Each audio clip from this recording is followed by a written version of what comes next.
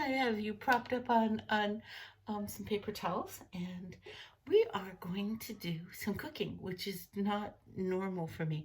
But my friend Joyce assures me that I can do this. She sent over a falafel kit, and so there's this stuff, which is the falafel. There's hummus, tomatoes, cucumbers, and I have onions in the fridge. I have some oil heating up here. And so she says to make the falafel things. So we're going to do that. And I warned her. I warned her. Honest, I did. I said, you know, I am not a cook. And my sister laughed. She said, you can cook. You just don't like to cook. And I'm not sure that's entirely accurate. I don't cook, so I'm not sure how much of the goop. This is the falafel goop. I have the oil heating up here on what I think is medium heat. It could be high heat. I don't know. I'm not good at this. So then it says, because then I went and looked it up on the internet. You know, the interweb is a good thing for us. And it said right here to make them into little balls, but I don't know if it will cook too thoroughly if I do that. So I'm going to make them kind of more like, here we would call them blini. It's kind of the thicker pancake. So we're gonna give that a try. Oil might not have been hot enough. So anyway, so we're gonna make some here. And she even brought pita bread. It really is a falafel kit. So I'm gonna try and heat up that pita bread as well, because that's what it said to do. You know me, I always follow directions. Oh, it's kind of cooking, I think. There's like little bubble kind of things. So I'm not sure if I'm supposed to cook up all of this and then I can heat it up later, or if I can leave some of this chickpea goop. This is chickpea goop, I think. I don't know these things. So I know falafel is made from chickpeas, right? I hope I'm right. And so this is technically called chickpea goop. I think this is what I would call it. So this is the chickpea goop. And yes, I washed my hands. And yes, Coco has been fed. So we're good. We're good here. So then while this is cooking, ooh, could you hear it sizzle? Did you hear it sizzle? That's kind of cool. While this is cooking, I can chop up the tomatoes and cucumbers, and I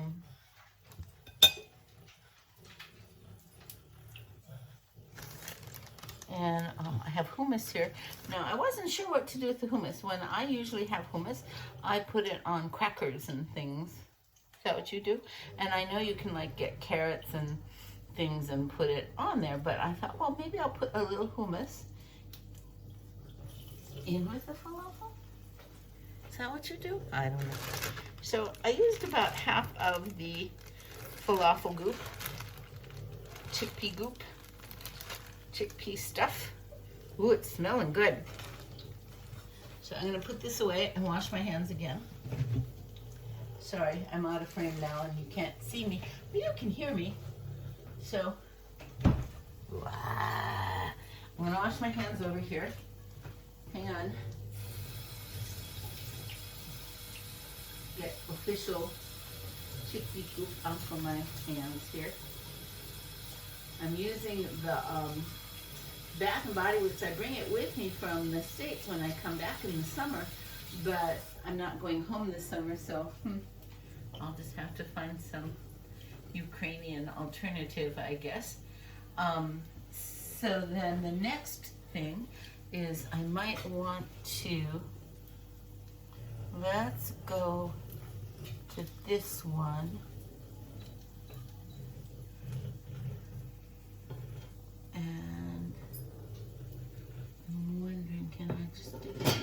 on the burner. We'll give it a try. So then I have to chop up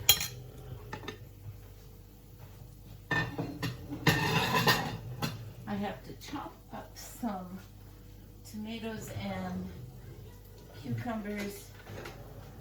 Ooh, that got big and popped really fast. So let's wash these.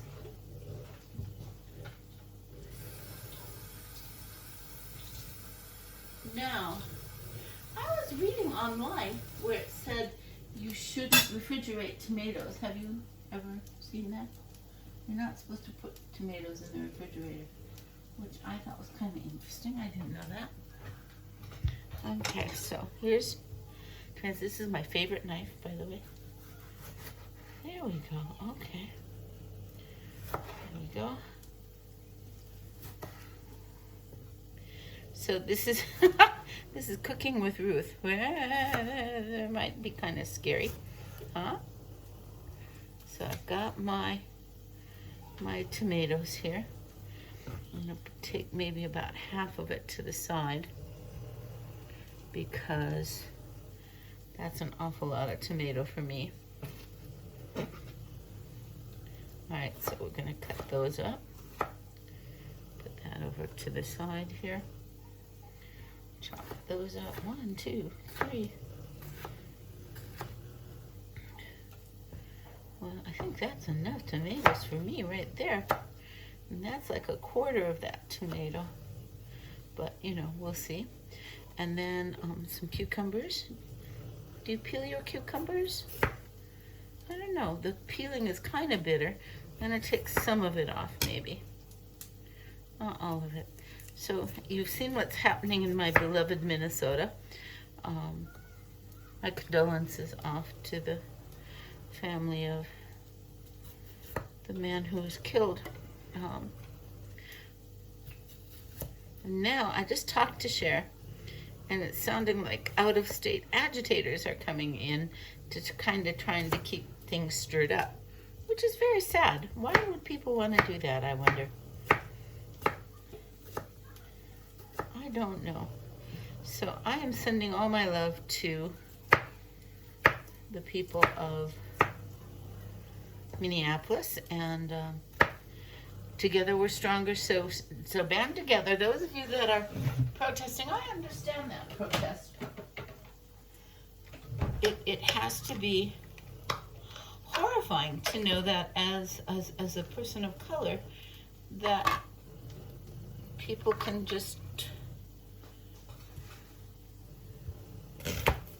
take your life with little or no consequence or thought as to what they're doing. And so I understand the protest, and I understand that frustration, and you know, the founders of the United States kind of rioted and destroyed ships and tea and everything in the Boston Harbor, if you remember that. You know, and so we have that tradition, sort of, I guess it would be. Oh, I gotta flip these over. Luckily, I have a handy-dandy flippy thing. So then you go in here and flip it over. Is that it? Well, there we are. Ooh, that's looking good. It's all kind of golden brown. Mmm. Oops. Here we go.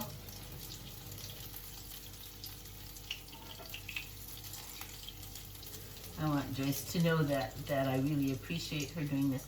She worries about me, and I'm kind of her pet project through the pandemic, which is very sweet. I'm not complaining. I'm not saying that's not a good thing. I'm saying that's a sweet thing. So anyway, my sister Cher, we Zoomed together. Ooh, look at this pita bread. And put it there and heat it up a bit. See if that works. And she even brought me Greek yogurt. Where is this? That's sour cream. Kind of the same thing sometimes. So there we are. And I'm gonna pick you up and toast you on the other side. So, ooh. So I probably will need a plate, huh? Do you think? There we go. Yes, things are smoking here. That's not a good thing, is it? Is that a good thing or not? Yeah. My father used to say that the stove just needed a toggle switch off and on. She cooked everything on high. He expected his dinner to be ready and waiting for him when he got home at 5 in the afternoon, very Midwestern. And so she would often start preparing this dinner at about 4:45. So it was, damn the torpedoes, full speed ahead. And she would, I need to turn this down or off or something. Come on. There we go. So yeah, it would be pretty funny. Anyway, so here I'm gonna cut this pita bread in half. That's what scissors are for, right? There we go. Ooh, nice and kind of crispy. There we go. Ooh, nice. So anyway, she would start cooking at about 4:45, and all the burners would be on high heat, and we used to laugh and say, when it's smoking, it's cooking, and when it catches fire, it's done. And that was my mother's style of cooking. Bless her little heart. So, I learned well from my mother. So here we've got onions, we've got cucumbers. Here we go. I may have dried out that pita bread too much. Let's give that another shot. Am I supposed to use this like a wrap? I don't know. Let's give that another try, because this is way too crunchy. And I'm going to turn that off.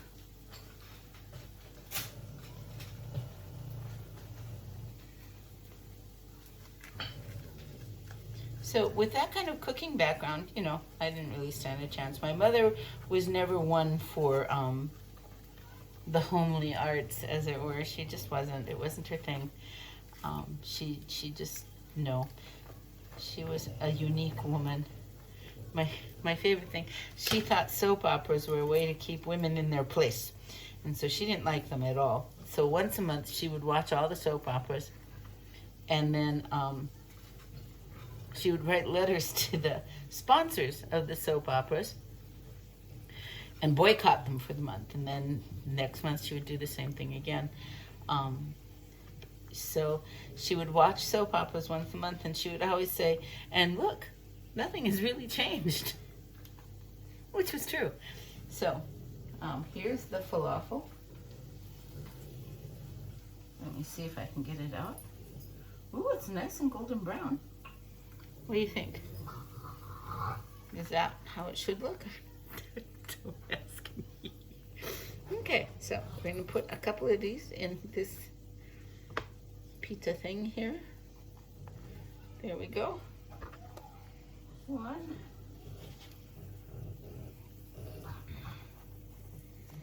Two. We're going to get some of the Greek yogurt. Now the Greek yogurt is really yummy and very good. I'm going to drain off that liquid there. And Coco likes it very much too. So and they recommended that Coco have some yogurt in her food, with her food. When she got really sick and she was on antibiotics for ever, it was like forever, it really was. And so every once in a while I give her some Greek yogurt, and she eats it up. She likes it. She's not an overly fussy dog, so that's kind of a nice thing about her. She eats pretty much whatever I put down in front of her. In fact, like to give her a pill, all I do is say here, and she eats it. It's not a big deal.